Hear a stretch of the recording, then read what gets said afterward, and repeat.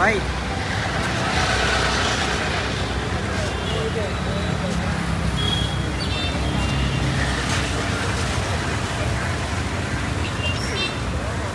হলো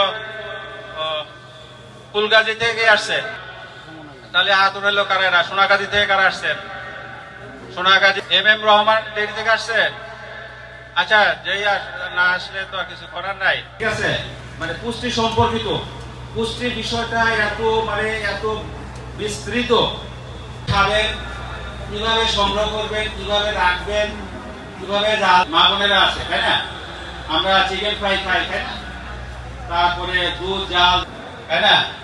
তো আমাদের এই যে একটা কথা বলি, শাক একটা জিনিস, পাটের শাক, পাটের শাকে কি আছে? হ্যাঁ, আয়রনের ঘাটতিতে অনেক ইয়া হয় না, হেমোগ্লোবিন কমে যায় না। কি খাইতে হবে? শাক খাইলে এবারে ছোটবেলা থেকে শাক ভাত খাই, শাক খেলে কাঁচামরিচ দেয় না? কাঁচামরিচে কি আছে? শুধু শাক খাবেন আর ওটা শরীরে সাথে খাইতে হবে কি? ভিটামিন সি খাইতে হবে, লেবু খাইতে হবে।